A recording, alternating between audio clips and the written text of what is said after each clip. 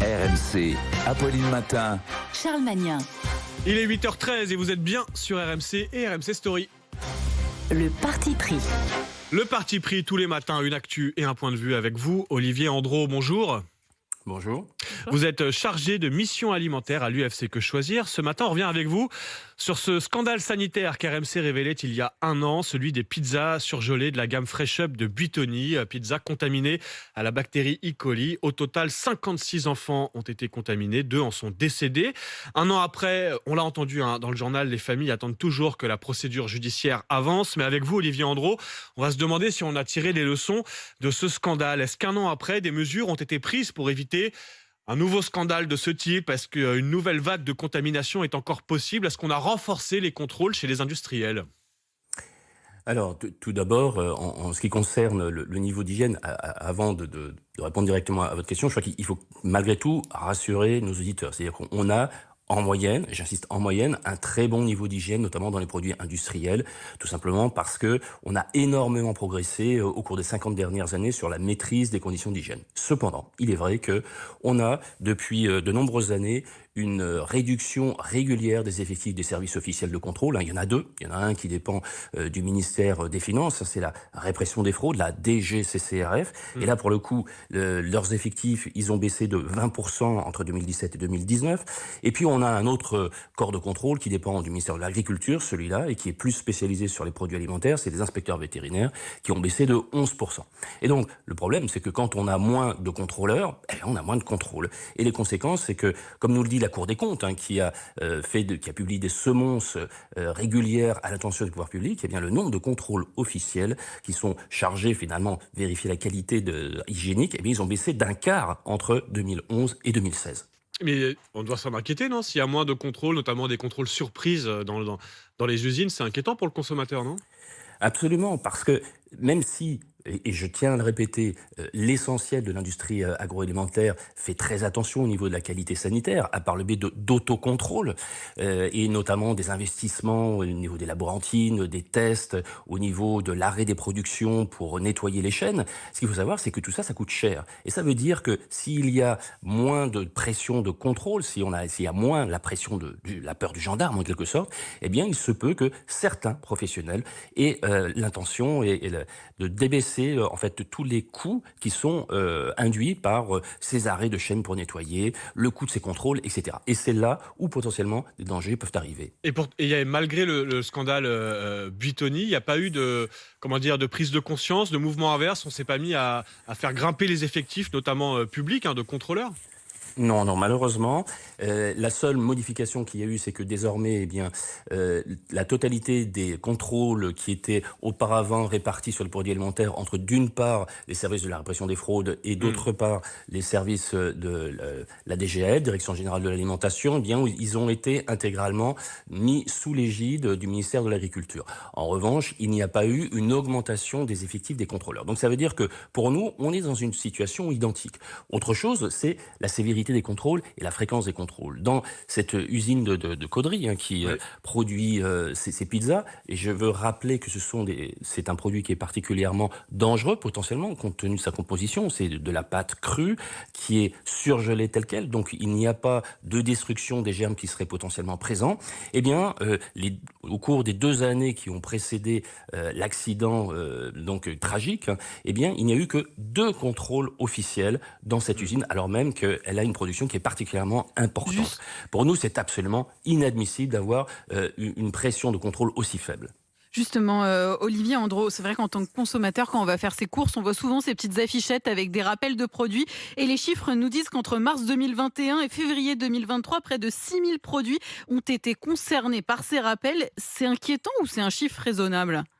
Alors, pour le coup, le fait que des industriels rappellent les produits, donc avec tous les risques de dégradation d'image que cela peut constituer, c'est quand même un bon signe. Ça veut dire que ce sont des professionnels qui sont responsables, qui, en application du principe de précaution, ne veulent pas laisser sur le marché des produits qui pourraient potentiellement constituer un danger.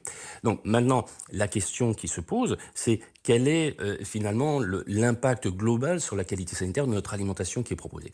Et ce que je voudrais dire, c'est que là, notamment où il y a le plus de risques, c'est pas tellement dans les produits industriels, puisqu'en fait, c'est dans ce type de produit qu'on a le moins de problèmes en général. C'est plutôt, en revanche, le type d'entorse d'hygiène que l'on va relever, hein, comme nous disent les résultats des contrôles officiels, ça va être, par exemple, dans les petits commerces alimentaires, restaurants, pâtisseries, traiteurs, parce que là, on a un problème de formation du personnel. La réglementation actuelle, elle existe que dans l'équipe de salariés dans ces petits commerces alimentaires, qu'il y en ait seulement un au minimum qui soit formé aux règles d'hygiène. Évidemment, c'est très largement insuffisant. Donc pour nous, une de nos demandes, eh bien, c'est que la totalité des équipes et des salariés dans ces restaurants, soit dans ces traiteurs, dans ces pâtisseries, soient formés aux règles d'hygiène.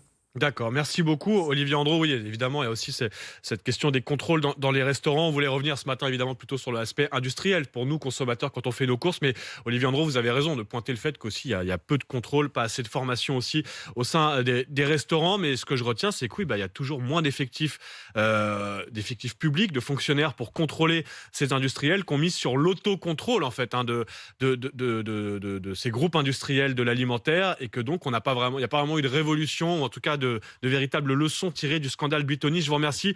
Vous êtes, je le rappelle, chargé de mission alimentaire au sein de l'UFC Que Choisir. Je vous remercie d'être passé ce matin en direct sur RMC, parce qu'on a besoin d'avancer dans ce scandale Buitoni qu'RMC vous révélait il y a un an. Vous l'avez entendu dans le journal de 8 heures. On suit le parcours judiciaire, le marathon judiciaire qui ne fait que commencer pour les familles de victimes. Et on s'intéresse aussi évidemment à l'aspect sanitaire pour nous, consommateurs, un an après. Merci Olivier Andro d'être passé par RMC ce matin. Il est 8h20, je sais que vous l'attendez, ne vous inquiétez pas, il est là. C'est Arnaud Demange qui certes est en vacances, il sera de retour lundi en direct sur RMC. Et pour patienter, on vous a concocté le meilleur, le best-of d'Arnaud Demange.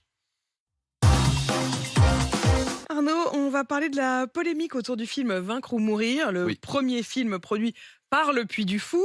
Il parle de la guerre de Vendée et il est accusé de véhiculer une relecture d'extrême droite de la Révolution française. Oui, vous avez entendu parler du film, j'imagine. Alors, il raconte les exploits du général Charette. Déjà, le nom est marrant. C'est un peu comme le colonel Patin ou le capitaine Trottinette ou l'adjudant Carriole, c'est rigolo. Le film est financé par Canal+, Vincent Bolloré, et par Le Puy du Fou de Philippe Devilliers. Et il rencontre un certain succès dans tout le cercle européen Valeurs Actuelles CNews, ce qui pousse notre ami Philippe Devilliers à réfléchir à de nouveaux projets. Et oui, car le succès est total, Madame de Balherbe. Ça doit bien vous énerver, hein ? RMC, cette radio de hippie gauchiste dont la papesse est biberonnée à Télérama, et qui reçoit François Hollande avec des paillettes dans les yeux. Alors, amis de RMC, vous connaissez le MCU, Marvel Cinematic Universe, avec Spider-Man et Iron Man et leurs amis. Eh bien, nous allons lancer le Puy du Fou. Le Puy du Fou Cinematic Universe, une série de films de super-héros français. Le premier sera la Ligue des défenseurs européens, The European Defenders. Dans ce film, les forces maléfiques de Thanos, demi-dieu, demi-transsexuel adepte du rap, veulent envahir notre continent.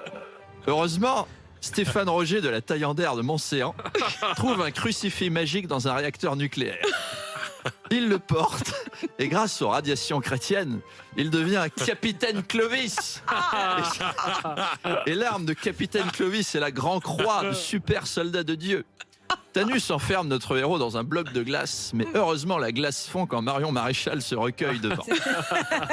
Le groupe s'associe ensuite à Nathalie de Saint-Pierre, une cheftaine scout de France, qui a un serre-tête magique et une jupe culotte en acier, et qui devient la nonne blanche quand elle enfile son chapelet intersidéral.